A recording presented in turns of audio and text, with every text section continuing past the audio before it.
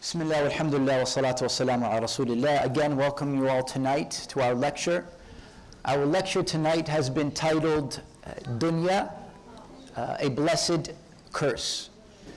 Now, the objective of tonight's lecture, inshallah ta'ala, will be to highlight the concept and idea of this worldly life as it has been presented to us throughout our Islamic traditions. Brothers and sisters, if we are to look through our very, very rich traditions, our Quran and the prophetic narrations of Muhammad sallallahu alaihi wasallam, we will find that the idea and the reality of the dunya is often presented to us. And this idea and this reality was given to all prophets and messengers, just as the kalima was given to all prophets and messengers, because of its importance. The only way that we can truly live a successful, a content, a fulfilled life is if we understand the environment and the place we are living. It's necessary. It's absolutely necessary. Now the question arises, why? Because we are a product of our environment. We are a product of our environment.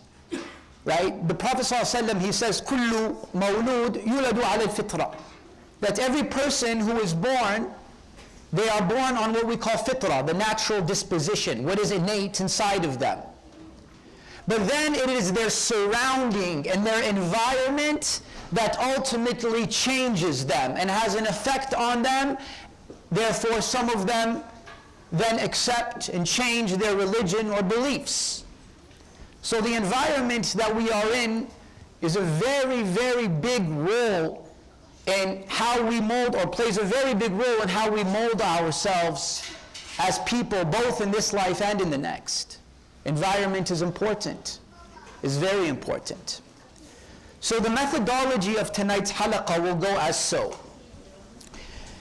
There is just too much ahadith, there are just too much verses, ayat from the Quran that talk about the reality of the dunya. It would be literally impossible for me to sit here and share with you everything. Therefore, what I have done is I have chosen a specific verse from the Quran, from Surah Hadid, verse 20. Is Mahi here by any chance? Mahi's not here.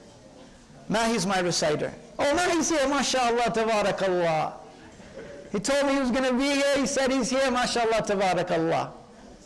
Wa alaikum assalam wa rahmatullahi wa barakatuh. So I've chosen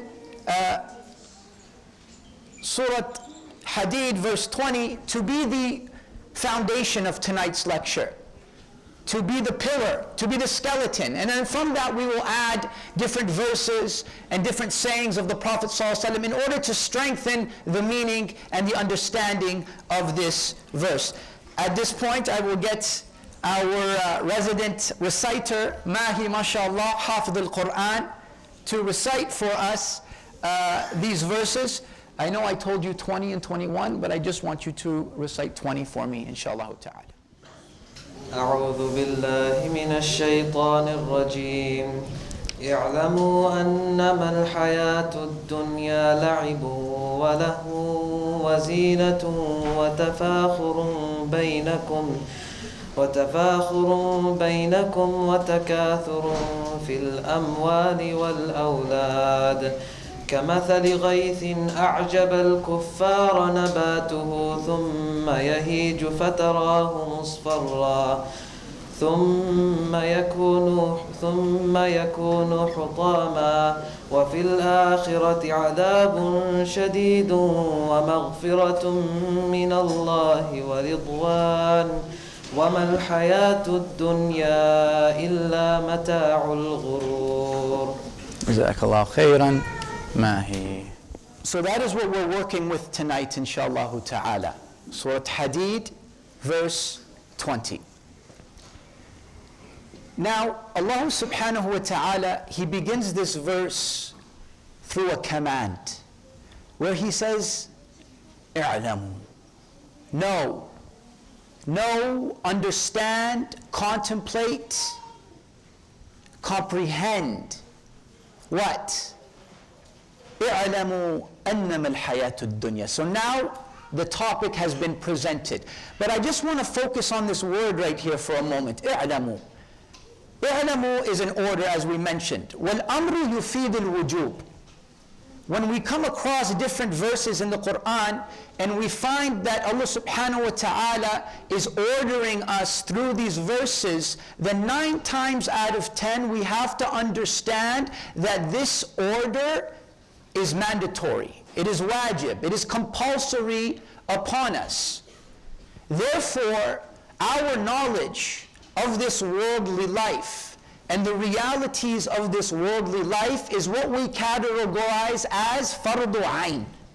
Because knowledge is broken down into 2 categories. You have what we call fard ayn and fard kifaya. Fard ayn is knowledge that you must know. You have, as a Muslim, as an individual who has accepted the kalima, then this is knowledge you must know. Just as the knowledge of Allah is fard ayn. The knowledge in how to pray is fard ayn. And then you have a secondary type of knowledge, which is fardu kifaya. Fardu kifaya is a knowledge that is more of a communal responsibility. Meaning if there are individuals within the community who possess this type of knowledge, then that responsibility and that obligation has been lifted on the community as a whole. But in this verse, it is referring to knowledge that is fardu ayn. Meaning this is, just as you teach your children about Allah, just as you teach your children how to pray, just as you teach your children the 5 pillars of Islam and the 6 articles of faith, it is also incumbent upon you as a parent and as a big brother or a big sister or as a teacher or as a role model to teach others about the reality of this worldly life. It is wajib. It is wajib. أَنَّمَا الْحَيَاةُ الدُّنْيَا. Now dunya here, this is the subject matter. This is what we're talking about. And you know, if you open up any science book, the first thing you find when you speak or you're learning of a specific subject is the definition of that specific subject, right? So here the subject of tonight's lecture is dunya. Therefore we must define what is dunya. When we look at the word dunya linguistically, we understand the word dunya to mean something that is low or something that is very close. Linguistically, that is the understanding of dunya. And really that's a good explanation of what the dunya is. It's something that is close, meaning it's something that is here. We are in the dunya. We are living in this world.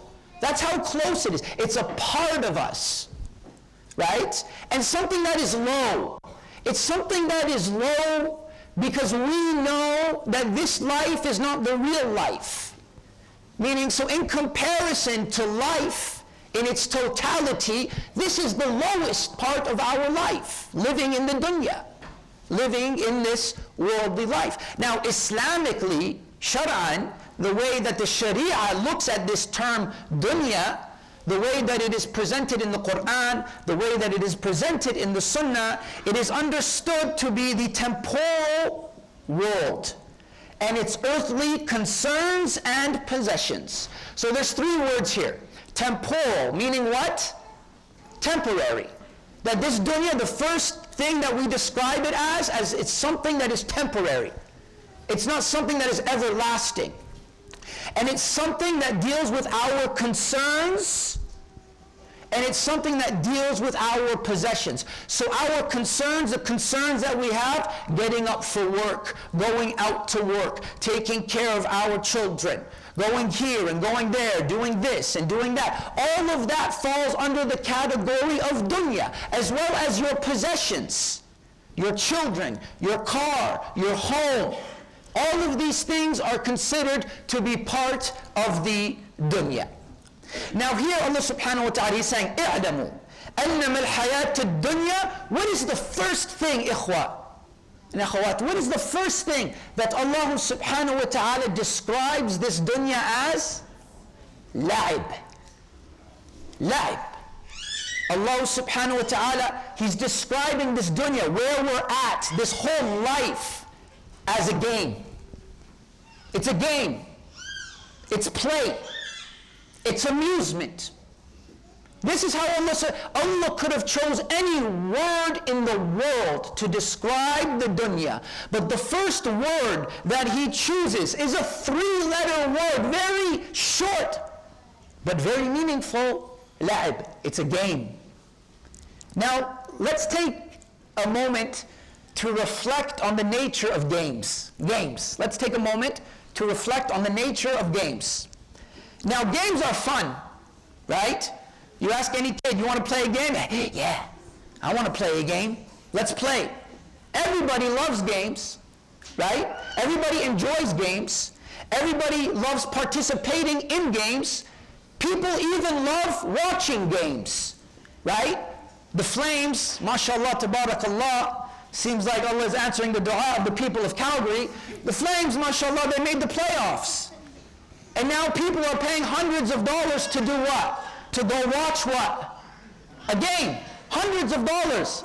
And we're not talking about front row seats. We're talking about the nosebleeds up at the top. Because they just want to be part of that environment. It's the game. Were you at the game? Yeah, I was at the game. Did you watch the game? Yeah, I watched the game. Everybody loves games. But the thing is, with games, they're also temporary. Right? A game is temporary. Right? A hockey game is how long? It's 3 periods. A basketball game is how long? It's 4 quarters. A baseball game is how long? It's 9 innings. Right? There's a limit. These games that we play, they're temporary. And I say, well, what about overtime? Yeah, akhi, a person scores a goal, the game's over, yeah, akhi. Everything comes to an end. Right? Games come to an end. Games are also distracting. Games are also very distracting. Right? NBA. Who watches the NBA here? Yeah, mashallah. I love watching the NBA. And now, what time is it? What time of year is it? It's playoffs. And my wife knows that games are distracting. Because after a long day of work, I come home and the first thing I do during playoff season is, and then she's talking to me, how was your day? What are you doing? What do you want to eat? Huh? What? Just 1 second. What? She hates NBA season. She hates playoff season. Because she knows how distracted I get. May Allah guide me. How distracted I get when my mind is in the... That's why they say, even when you're playing the game, what do they say? Keep your mind in the... Mashallah. Mashallah. Oh, he's a smart kid. This kid's already playing the game, mashallah. Keep your mind in the game. Focus. Don't worry about anything else. Right? But the game. Right? So now that we better understand the nature of games, we understand why Allah subhanahu wa ta'ala refers to this life as what? La'ib. La'ib. Why? Because this dunya is something that is fun. Right? People like to have fun. What are you doing Friday night? Let's go to a halaqah. No, man, you want to know halaqah? Let's go have some fun. It's about fun, right? Right? It's enjoyable for the most part. Is this dunya temporary? Yeah, 10 years. You know, I heard that just a 10-year-old passed away today. Allah yarham. Allah yarham. But that's the game. The game had to come to an end for that individual. Right? 20 years, 30 years, 40 years, 50 years. Some people live up to 100 years. That's a long game. But at the end of the day, that game is going to be over. Always. And the game is very distracting as well. That's what the dunya is. It's distracting. And my goal tonight is not to say that the dunya is bad. Right? That's not fair for me to say. Right? But my goal here is to highlight the reality of the dunya, so that you better know how to deal with the dunya, so you do not get played. Play the game, don't get played. There's a big difference. Play the game the way it's supposed to be played, but don't get played. Because the moment you get played, you lose. You lose. Speaking of which, in a game, there's always a winner and a loser. And in this dunya, ikhwati fillah, there's only two types of people. In this dunya and in the akhirah, there will be winners and there will be. So there's no better word, subhanahu wa ta'ala. There's no better word. MashaAllah. Tayyib. There's no better word to describe the dunya than a game. Right? The ladies are out of room. MashaAllah, tabarakallah. We need the men to move forward and fill the sides. So let's find a way, inshallah ta'ala, to make room for our sisters, because we are happy to have our sisters with us, and we want our sisters to feel comfortable when they do come to the masjid. So we were talking about the game, and that this life, as described by Allah subhanahu wa ta'ala, is a game. Allah subhanahu wa ta'ala then, through His word choice, His wisdom, His knowledge, He describes the dunya as lahwun. La'ibun wa lahwun. What is lahu? Lahu is a form of diversion, something that diverts you, something that distracts you, right? Allah subhanahu wa ta'ala, He uses this verse in the Quran, more specifically in Surah Al-Jum'ah, verse 11, where Allah subhanahu wa ta'ala, He says, وَإِذَا رَأَوْا تِجَارَةً أَوْ لَهْوًا انفَضُّوا إِلَيْهَا وَتَرَكُوكَ قَائِمًا. Right? Here, there was a purpose for this revelation, that the Prophet ﷺ, he was giving what? He was giving a khutbah, and he was standing on the minbar, and then all of a sudden a caravan of goods came into the city. And the companions, they heard, you know, the noise and the drum. Mainly it was the drum. This is how they recognized from inside of the masjid that there was a caravan coming in, because that drum was used to gather and grasp the attention of the people, right? وَإِذَا رَأَوْا تِجَارَةً أَوْ لَهْوًا انفَضُّوا إِلَيْهَا وَتَرَكُوكَ قَائِمًا. So these men, the messenger, the companions of the Prophet ﷺ, they actually, a large group of them left the Prophet ﷺ. The narration, as recorded by Imam Ahmed, says that there was only about 12 companions left, you know, who were there sitting in front. But the rest of them, they got up and you know, it distracted them, and they left the side of the Prophet sallallahu alaihi wasallam. وَتَرَكُوكَ قَائِمًا. And then Allah subhanahu wa ta'ala then goes on to say, قُلْ مَا عِنْدَ اللَّهِ خَيْرٌ مِنَ اللَّهْوِ وَمِنَ التِّجَارَةِ وَاللَّهُ خَيْرُ الرَّازِقِينَ. So the tijara is the actual business, but the lahu was the actual what? The beating of the drum. And the purpose for the beating of the drum was in order to what? Distract the people from whatever it is that they're doing, and automatically have their attention turned to what? The dunya, to the tijara, to the business. Right? So that is what lahu is. It is a distraction. The Prophet ﷺ, he gives us a beautiful hadith, but it's very important that we understand this hadith. The Prophet ﷺ says, ad-dunya, he's saying the dunya, he's talking about the dunya now. Ad-dunya mal'una. This is what the Prophet is saying. Ad-dunya mal'una. That it is mal'un is from the root verb la'ana. La'ana is what it means, is to be distant from something. That's why when somebody says la'anahu Allah, right? They make the la'an of Allah upon someone or something or a group of people. La'anahu Allah alayhim. What does that mean? It means the distance from Allah, but more specifically the distance from Allah's mercy.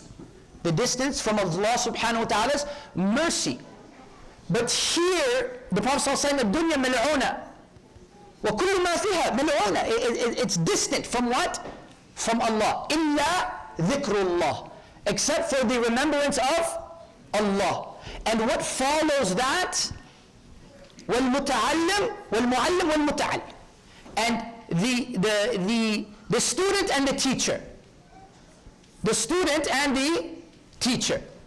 Because it is the dhikr of Allah that brings you close to Allah.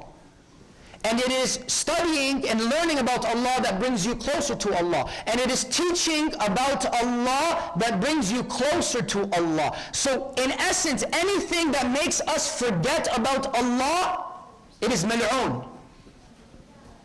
Right? It is distant. It is far away from Allah subhanahu wa ta'ala. It is a distraction. It is so somebody's saying, so what are you trying to say, Imam? You're trying to say I should live my life in the masjid? Yani just make dhikr all day and sit in the masjid, make sure I can't enjoy my life, because if I enjoy my life, then I'm distracted from the remembrance of Allah subhanahu wa ta'ala, and everything is far away from Allah subhanahu wa ta'ala. That's not what I'm saying. You can be eating, and you can be close to Allah subhanahu wa ta'ala. You can be playing sports, and you could be close to Allah subhanahu wa ta'ala. You could be on a date with your wife, and you can be close with Allah subhanahu wa ta'ala. It all goes back to your mentality. Why are you doing what you are doing? So it no longer becomes mil'una. It becomes mustahab. It becomes something that is encouraged. But it's just about our mentality. It is just about our mentality. And then Allah subhanahu wa ta'ala goes on to describe the dunya as zina. What is zina? Zina is beauty, decoration, or anything that is naturally pleasing to the eye. That is what zina is. So a good example of this is a Christmas tree. A Christmas tree is only a Christmas tree if it has what on it? Lights. What else? Ornaments. What else? On top is the what? The star. Or sometimes people put angels on. How do we know this, guys? I thought we were Muslims. I wish I was talking about all this, yeah. We don't celebrate Christmas, right? Yeah, no, I'm just joking. That's zina, right? That's zina. But if all of that is taken away, then what is it? It's just a tree. It's just a tree. So this world is a zina, right? I was looking through the tafsir of this verse, and I came across a very nice statement by Imam al-Qurtubi, rahimahullah. And Imam al-Qurtubi, and bear with me here, try and understand this. Imam al-Qurtubi, he mentions the athar of Ali radiallahu an concerning this verse, where Ali radiallahu an, he says, لا تحزن على الدنيا فإن الدنيا ستة أشياء. Do not be sad over this life, because this life is only 6 things. Ali radiallahu anh, he summarizes the dunya in 6 things. He says, الدنيا مأكول مشروب وملبوس ومشموم ومركوب ومنكوح. What does that mean? الدنيا, it is مأكول, meaning the dunya, the best of the dunya is food. The dunya, part of the dunya is food. And the best of the food that we eat is what? Honey. He says the best of the food that we can eat is honey. And what is honey? In reality, it is the vomit of the bees. Right? So the highest thing that we eat, the most beneficial thing that we can eat is the vomit of another animal. Right? Then he goes on to say, وَمَشْرُوب, and a drink. This dunya is a drink. And the best of drinks is what? Water. But it's like Gatorade. No. The best of drinks is water. But we share that with the animals. There's nothing that distinguishes me and the animal. I got to drink the same thing that the animals are drinking? Yes. And then he says, malbus, which is what? Like clothing or cloth. And the best type of cloth is what? Silk. Silk. Where does silk come from? Worms. From worms. So the best thing that we can wear is what comes from what? The worm, that when you see it, you're disgusted. Well, right? وَمَشْمُوم. What's mashmoom? Something, the dunya smells good. The dunya is something that smells good, right? And what is it that smells the best? Musk, yes, musk. But what is musk? It's the mucus of the gazelle. The mucus of the gazelle. Right? So now we're saying the best thing that you can put on you is the mucus of a gazelle. And then he says markoob. Wa markoob. Markoob is what? It's a ride, it's a car, it's a vehicle. But at the time, Ali radiallahu anhu, he was referring to a horse. Back in the day, they used to ride horses. The closest thing we have to a horse is, on the Ferrari. What is the symbol of the Ferrari? It's a horse, right? So it's like the dunya is markoob. But on the horse, men are killed. But on this horse, on this thing that we ride, men are killed, they're slaughtered. They leave behind, their family, their children, widows, orphans. And this is the best thing. And then he says, وَمَنْكُوحٌ. Mankuh is the union between two parties. And the thing that one derives the most pleasure, man and woman, right, is the touching of the private parts. And that is the place where urine exits the body. That is the highest of moments. So what is Ali radiallahu anhu really doing in this statement? He's telling us that what we see isn't really reality. It's masked, it's zina. If you go back to what it really is, you would be disgusted. And that is the dunya. That if you really understand the nature and the origin of the dunya, you would be sick. And slowly, brothers, the dunya is appearing. We see it. The way that I view the dunya when I was a kid is not going to be the same way that my daughter views the dunya. Because the dunya is slowly showing its true self. And wallahi, it is filthy. And it is filthy. And we have to make sure that as Muslims that filth does not rub up against us. We have to make sure. So it is a zina. It is an adornment. It's something that looks good, but behind the fence, you really don't want to see it. وَتَفَاخَرٌ بَيْنَكُمْ وَتَفَاخَرٌ بَيْنَكُمْ. This is what the dunya is. What is تَفَاخَرٌ بَيْنَكُمْ? It is boasting. This dunya is about boasting. It's about showing off. You boasting to others and others boasting to you. Now there are two words that really prove the validity of this statement of Allah subhanahu wa ta'ala. Two words in this day and age. There's two words that really cement the reality of this statement. تَفَاخَرٌ بَيْنَكُمْ. Can somebody give me those two words? Huh? Facebook. Okay, I was looking for social media, but jazakallahu khairan. Likes is one word. He got it. He gets the reward. But what were you going to say? Material and children. We're going to get to that, Habibi. We're going to get to that, inshaAllah ta'ala. But those are the two words. Social media. Who here has social media? By raise their hands. I'm looking for like the 5-year-old to raise his hand. Where's that at? Because I know it's true. Right? Who has social media? Oh, none of you guys have social media? MashaAllah. We're good then. Khalas. No need for this halaqah tonight then. Yeah, you guys have, you know how much social media you have? You have one with your real name and you have one with a fake name. So now you're thinking about the one with the fake name. Try and find me, bro. I'm not there. You're there. Everybody has social media. Yani, social media, I'm not going to say is a bad thing.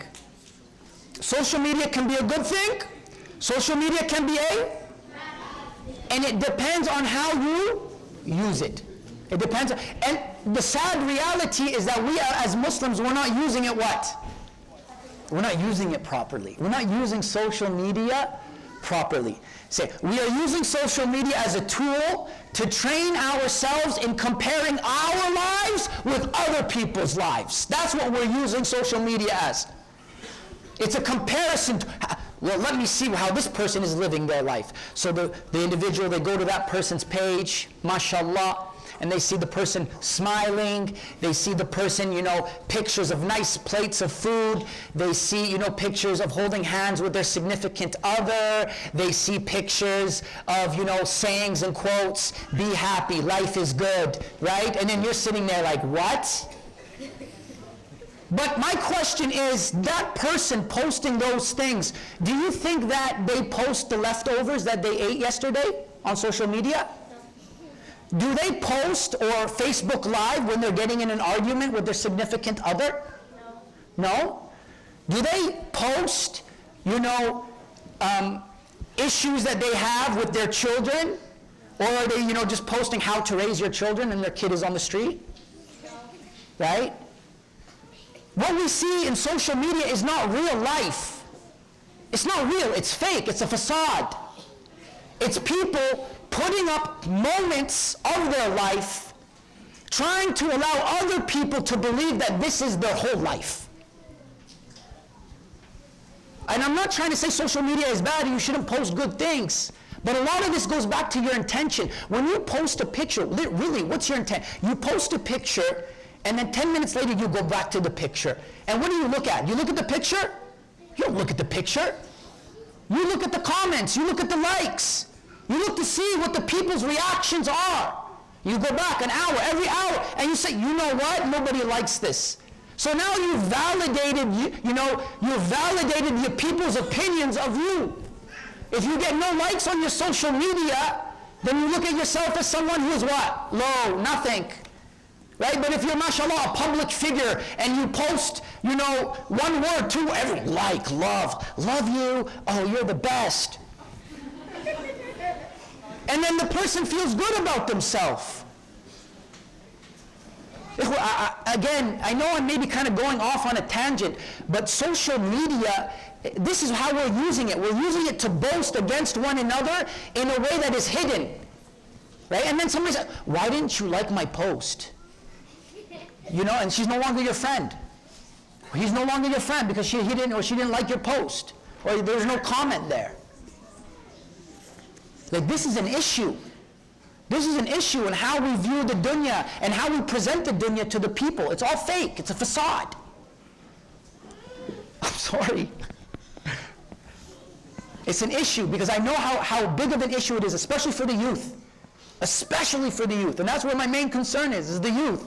An older person, really, they don't care. They just look. They just keep doing this. But the youth, they look. They compare. They look at themselves. They spend hours in the bathroom trying to get the right picture. It's not right.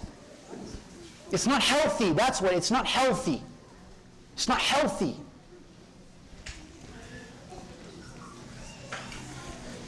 وَتَكَاثُرٌ فِي الْأَمْوَالِ وَالْأَوْلَادِ. Allah subhanahu wa ta'ala, He uses the word here, takathur. Takathur is to contend for something or to push for something. So this world is to push for what? Awlad wa amwal. Money and wealth. Money and wealth. An extravagant amount of money, wealth, and children. Right? What does Allah subhanahu wa ta'ala mention first in this verse? Money or children? Amwal. He mentions money. Right? There's another verse that mentions money. Allah subhanahu wa ta'ala says, Al-malu wal-banuna zinatul wa hayatul dunya. Zina. It's a zina. Again, we're going back to what word? Zina. Zinatul hayatul dunya. So which one comes first here? Mal. So there's a common theme here. There's a common theme that when Allah subhanahu wa ta'ala presents money and wealth, He will always put money and children, He will always put money before children. Now there's commentary on this. There's order. Why Allah subhanahu wa ta'ala chose to put wealth before He chose to put children. Because if you look at wealth and you look at money, at every stage in a person's life, they want money. You ask a little kid, you want $5? What's he going to do? Yeah. I want $5. And what is he going to do with it? He's going to go to the candy store. He's going to go to 7-Eleven. He's going to go to Circle K, and he's going to buy what? He's going to buy some candy with it. An adolescent, as he grows, the teenager, he wants money. He asks for money. He asks his dad, can I get a summer job? I need some what? I need some money. And he gets that money, he spends it on clothes, he spends it on shoes, he spends it on video games, he spends it on things that he should be spending on, right? And then he grows and he becomes a young professional, mashallah. He gets into university, now he needs money for what? His tuition, right? The struggle is real. You need money for your tuition, right? And then he gets out of, university, he graduates, then what does he want to do? He wants to get married. But then the sister says, this is how much my mahar is. This is my mahar. If you want to marry me, you have to have money. So he needs money. And then they get married, and then they have children, and then now he needs more money because he has people he's responsible for. He needs a house, he needs food, he needs a car, he needs to provide for his family. He's an adult, he needs money. This is why you and I, we go to work every single day, because we need money in order to provide for our families. And then he gets old. Do old people need money? One word: retirement. They need money. They need money. They need to retire because our mothers and our fathers, they can't work forever. They need to retire. They need money. They need a lump sum of money that is on the side that they can depend on during time of need and necessity. So at every stage in our lives, we need, we want, we have the desire for what? Money. You ask a 16-year-old, you want a kid? What is he going to say? I'm a kid. I don't want a kid. You ask a couple who just gets married, you guys want children? No, man, we're just getting settled, man. Just come ask me in a few years. Right? And then later on down the line, that is when man says, you know what? I need lineage. I need a young boy. I need a young girl. I need someone to carry my name. I might pass away soon. I want to leave someone behind that can protect, that can carry my legacy. So at that time, at that specific time, then the desire for children comes into play. But money is always given precedent before children. Allah subhanahu wa ta'ala, He says in the Quran, وَاعْلَمُوا أَنَّمَا أَمْوَالُكُمْ وَأَوْلَادُكُمْ وَنِعْمَةٌ fitna. Fitna. You seen a father, he looks at his kid, the kid is yelling, أَنْتَ fitna! The kid's like, what? It's like, صَدَقَ اللَّهُ الْعَظِيمُ. What is the meaning of this word fitna? Test. That's what it is, a test. Are you using your children correctly? Are you using your wealth correctly? Because if you are, those children and that money doesn't become part of your dunya, it becomes part of your what? Your akhirah. Ahsant. Shatir. They become part of your akhirah.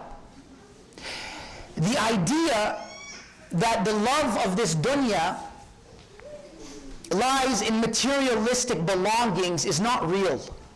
It's not true. You see someone with a big house and a nice car, and a lot of kids. That doesn't mean that that person loves the dunya. Because the love of the dunya is not what you possess in your hand, but the love of the dunya goes back to what you possess in your heart. So you can have a rich man who doesn't care about the dunya. But yes, he has a nice car, he has a nice house. Why? Because he lives within his means. Allah has given him the dunya, but that dunya has not entered into his heart, but rather it has been placed in his hand. It's in his hand. And then you have a poor man on the street with a sign that says, I need money. He has no food, no money, no car, no home, but that man loves the dunya. The dunya is not a matter of what you possess. It is a matter of how you feel towards this realm that we are living in. So when you see someone driving a nice car, or you see someone in a nice house, don't discredit them and don't look at them as someone who has sold their akhirah for their dunya. But it just may be that Allah has given them that wealth because Allah knows that those people will use that wealth in a way that will benefit them for the akhirah, and He knows that if He gave you that wealth, you would have used that wealth to benefit yourself in the dunya. Right? So your children and your wealth and what you possess, all of it can be good and all of it can be bad. It is all a matter of perspective. It is all a matter of perspective. And then Allah subhanahu wa ta'ala goes on to give us an analogy.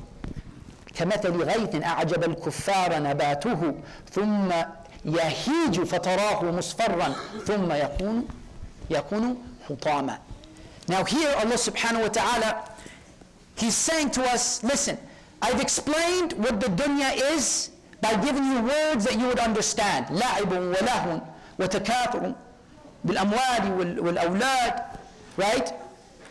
All of this is dunya. But if you don't understand through that, then let me give you a parable. Let me give you an analogy, something that can resonate with you. Well, Allah subhanahu wa ta'ala says it is like rain that comes down. And He uses the word here, subhanahu wa ta'ala, ghayth. And ghayth is a specific type of rain. Because in the Quran, when we talk about water coming from the skies, Allah uses different words. He uses ma', for example. Allah uses the word ma'. Allah subhanahu wa ta'ala in the Quran, He says, وَضْرِبْ لَهُمْ مَثَلَ الْحَيَاةِ الدُّنْيَا كَمَاءٍ أَنزَلْنَاهُ مِنَ السَّمَاءِ. Right? Ma', water. And that usually comes with a positive connotation. Ghayth comes in a connotation where rain is given after despair, meaning people are in what? In dire need of this rain, and all of a sudden the ghayth, it comes down, and that ghayth has a strong connection with mercy. Right? It is from the mercy of Allah. And then you have matar.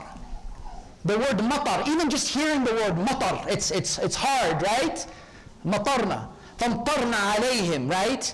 It's hard. And that's usually used in a means of describing a form of punishment or a form of wrath, the wrath of Allah subhanahu wa ta'ala. Right? So He uses the word ghayth. The ghayth, it comes down nice and calm and beautifully. And then it penetrates the ground. Right? And then He uses the word here, أَعْجَبَ الْكُفَّارِ. It's astonishing to the kuffar. Now here, the word kuffar, we need to understand it in its proper context. Are we referring to the disbeliever, kuffar, kafir, or are we referring to the farmer? The farmer. And the proper context here is the farmer. Right? Because who relies on water more? The kuffar or the farmer? We all rely on water, but mainly the farmer. The farmer is known as the kafir. Why? Because kafir, in its linguistic definition, means to cover something. And the farmer, what does he do for a living? He covers seeds. He plants the seed, and what does he cover it with? With dirt. So he's known as a kafir. Right? Whereas the kafir, in terms of the disbeliever, he is known as a kafir, someone who covers the truth with falsehood. The truth with falsehood. So here, now the farmer is saying, wow, amazing, alhamdulillah, the rain has finally come down. And you know, the crops are growing, everything is coming in right. I'm going to be able to meet, the demand this year, alhamdulillah. But then Allah subhanahu wa ta'ala says that soon later, ثُمَّ يَهِيجُ فَتَرَاهُ مُصْفَرًّا. Then it dries up. And then it turns what color? Yellow. And then it becomes dry. And then what happens? It scatters away. Allah subhanahu wa ta'ala in the Quran, in Surah Al-Kahf, He says, وَضْرِبْ لَهُمْ مَثَلَ الْحَيَاةِ الدُّنْيَا كَمَاءٍ أَنزَلْنَاهُ مِنَ السَّمَاءِ. What does that water do? فَاخْتَلَطَ بِهِ نَبَاتُ الْأَرْضِ. Right? So that water, it penetrates the ground. فَأَصْبَحَ هَشِيمًا تَذْرُوهُ الرِّيَاحِ. وَكَانَ اللَّهُ عَلَى كُلِّ شَيْءٍ مُقْتَدِرًا. So here it's the same analogy, that Allah will send the rain, it will penetrate the ground, from that ground and from that soil, greenery, vegetation will grow, flowers will blossom, and you will look at it and you will say, MashaAllah, that is the most beautiful thing that I have seen. But later, after some time, thumma, he uses the word thumma here in this verse, meaning after a short time, all of that becomes yellow, it becomes dry, تَذَرُوهُ الرِّيَاحُ وَكَانَ اللَّهُ عَلَى كُلِّ شَيْءٍ مُقْتَدِرًا. That's the dunya. That you see it as something beautiful. But ultimately it will come to an end and it will be like it was nothing, so much so that if a small wind came, it would blow it away. You know how they define the dunya? They say al-dunya munqati'ah. Al-dunya hiya munqati'ah. It's munqati'ah. It's what stops everything. The dunya, it stops your wealth. The dunya, it stops your health. The dunya, it stops your relationship with your loved ones. The dunya, it stops everything in your life, everything you do, everything you say. It stops it. With what? With your death. And the most certain thing in this dunya is what? Is death. The most certain thing in your life, in my life, even more certain than we getting up here and leaving here tonight, is that we are going to die. And that is what is the dunya. It is an opportunity for us to what? To die. The dunya is an opportunity to live your life, but you will die. كل نفس ذائقة الموت. كل شيء هالك إلا وجهه. Everything will be gone. Everything will be blown away. And the only thing left will be Allah subhanahu wa ta'ala. And then there's a transition in this verse. And this is the last part of the verse. Then there's a transition in the verse. وَفِي الْآخِرَةِ عَذَابٌ شَدِيدٌ وَمَغْفِرَةٌ مِّنَ اللَّهِ وَرِضْوَانٌ وَمَا الْحَيَاةُ الدُّنْيَا إِلَّا مَتَاعٌ غُرُورٌ. There's a transition. All of a sudden we're talking about the dunya, and in the same verse there's a transition where Allah subhanahu wa ta'ala speaks of the akhirah. وَفِي الْآخِرَةِ عَذَابٌ شَدِيدٌ وَمَغْفِرَةٌ مِّنَ اللَّهِ وَرِضْوَانٌ. In the akhirah there's only two places. Remember, he said this world is what? What was the first thing that Allah described this world as? As a game. So in the akhirah there's only two groups. The groups who win, the group who win, and the group who lose. That's it. The group who win and the group who lose. The group who win, for them is Jannah, because they played the game properly. They understood they were in the game. You know, how funny would it be like, you know, the coach, he subs you in on the basketball court. All right, son, you ready? Yeah, coach. Coach puts him in. The kid just stands there. And everyone's playing around him and he's sitting there scratching his head. He doesn't even know he's in the game. How are people going to look at this kid? What's wrong with this kid? This is how Allah is looking at us from the heavens. He's put us in the game and we don't even know we're in it. And if you don't play the game, you're only going to get played by the game. That's it. And you're going to end up losing that game. وَفِي الْآخِرَةِ what? عَذَابٌ شَدِيد. Not just عذاب. عذاب شديد. وفي الآخرة عذاب شديد. وما المتاع الدنيا إلا وما الحياة الدنيا إلا متاع غرور. And again Allah is saying, listen, if all of that didn't make sense to you, then here, just leave with this statement. وما الحياة الدنيا إلا متاع غرور. And this dunya is nothing. It is nothing but a deceptive reality. It's not real. You think it's real, but it's deceiving. Mata', something that you can use, ghurur. It's deceiving. Something you use, you think you can use it forever, but it deceives you. Because when you go to the grave, the Prophet ﷺ says there's three things that follow you. Your money, your family, and your deeds.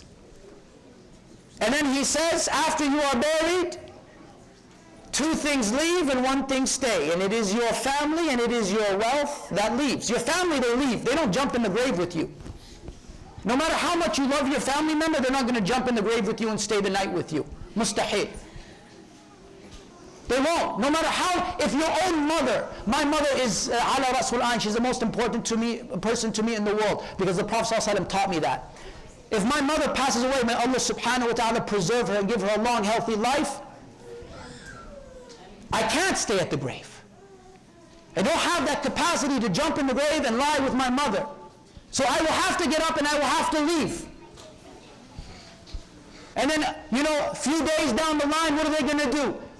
They may sell the car that she owned. I'm not talking about my mother anymore. Let's talk about someone else. They'll sell the car. Or you know what they'll say? Can we switch the insurance? Can you put my name on the insurance now? Can you register it in my name? That's what they'll say. It leaves you. And the only thing you have left is what? Is your deeds. That's why Allah says, وَالْبَاقِيَاتُ صَالِحَاتُ خَيْرٌ عِنْدَ رَبِّكَ ثَوَابًا وَخَيْرٌ أَمَلًا. That's right after he gives the analogy of the dunya. Right? I want to end today's lecture with this. You guys have been nothing short of amazing, mashallah, tabarakallah. With so many people, it's been very quiet, and I appreciate that. Jazakumullahu khairan. But I do want to end today's halaqah with this.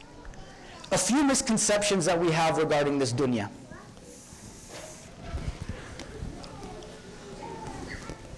Now that we learned all of this about the dunya, it's a game, it's a distraction, it's a deception. How do we now deal with the dunya? That's a good question. How do I deal with the dunya? Two ways. Number one, anything that you do in your religion, it has to be moderate.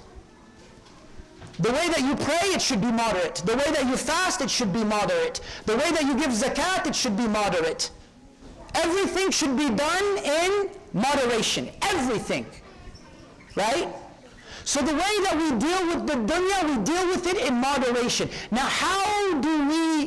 what's the measuring stick of moderation when it comes to the dunya? We go back to the dua of the Prophet sallallahu alaihi wasallam.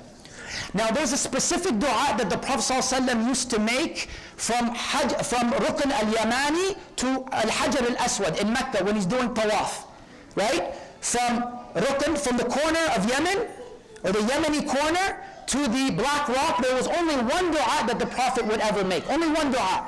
And that dua is, رَبَّنَا آتِنَا فِي الدُّنْيَا حَسَنَةً وَفِي الْآخِرَةِ حَسَنَةً وَقِنَا عَذَابَ النَّارِ. So this is how we understand moderation in dealing with the dunya. The first statement is رَبَّنَا آتِنَا فِي الدُّنْيا. So when we ask Allah for the dunya, is it permissible? Yes. But when we ask for that which is حَسَنَةً. That's the first thing. رَبَّنَا آتِنَا فِي الدُّنْيَا حَسَنَةً. Ask for the dunya, make dua for the dunya, stand in the middle of the night and pray for the dunya, but make sure that what you're asking for is categorized as حَسَنَةً. And then he says, وَفِي الْآخِرَةِ حَسَنَةً وَقِنَا عَذَابَ النَّارِ. Now look here. He asked for only one thing of the dunya, and how many things did he ask for the akhirah? Two. وَآتِنَا وَفِي الْآخِرَةِ حَسَنَةً. He didn't stop there. We said, وَقِنَا عَذَابَ النَّارِ. Therefore, how is our moderation in dealing with what we want in this life? We must make that same dua for what we want in the akhirah, and act for what we like, and act in the way we should act for the akhirah 2 times in the way that we act for what we want in the dunya. Did that make any sense? Let me clarify it for you. We have to work twice as hard for our dunya than we do, or for our akhirah than we do for our dunya. That is moderation. Twice as much. Right? You get up early one night because you got to go to work, then get up early 2 nights so you can pray qiyam. That's the moderation. That's the moderation. We're not saying leave the dunya. We're not saying only focus on the akhirah, but we're saying give your akhirah 2 times what you give your dunya. And that is from the methodology of the Prophet ﷺ. رَبَّنَا آتِنَا فِي الدُّنْيَا حَسَنَةً وَفِي الْآخِرَةِ حَسَنَةً وَقِنَا عَذَابَ النَّارِ. Number two, keep the dunya in your hands and don't put it in your heart. That's it. You know, handful, take 2 handfuls of the dunya. As long as that dunya doesn't go into your heart, guess what, ikhwah? You're okay. But the moment the dunya goes into your heart, there's a complication. Why? Because the heart has only room for one love. Your heart, it only has room for one love. And when one goes in, guess what? The other one goes out. So, as long as you're keeping the dunya in your hand, and you're protecting it from your heart, then you are with Allah subhanahu wa ta'ala.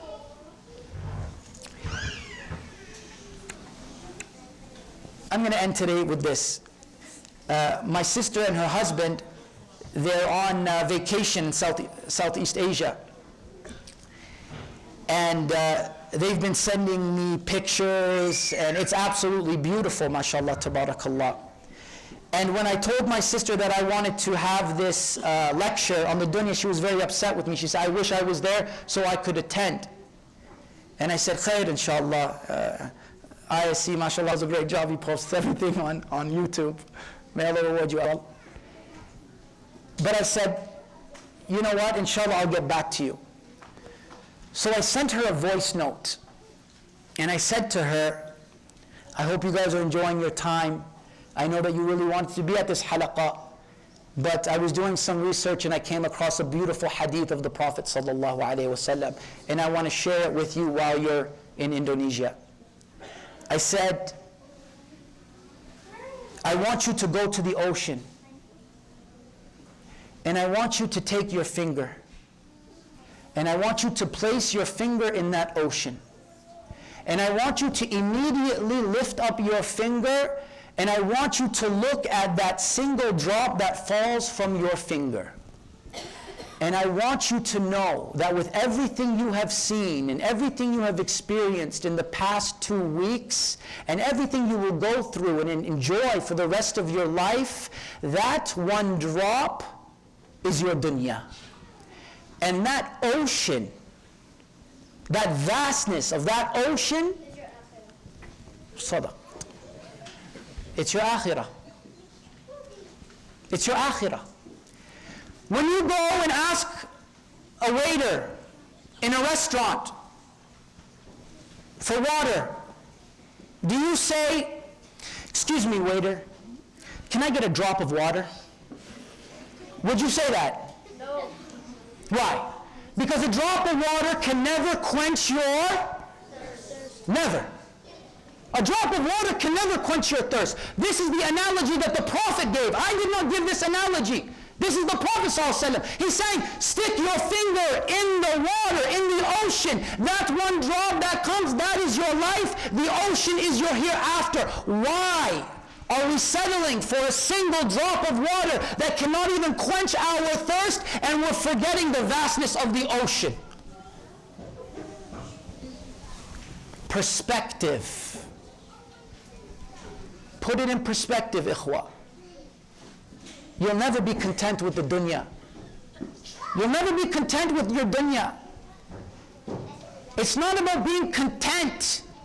It's about appreciating what Allah has given you while you're here for this short time and expecting something that is greater. Because Allah says concerning the dunya and concerning the akhirah, وَالْآخِرَةُ خَيْرٌ لَكَ مِنَ الْأُولَى وَالْآخِرَةُ خَيْرٌ وَأَبْقَى.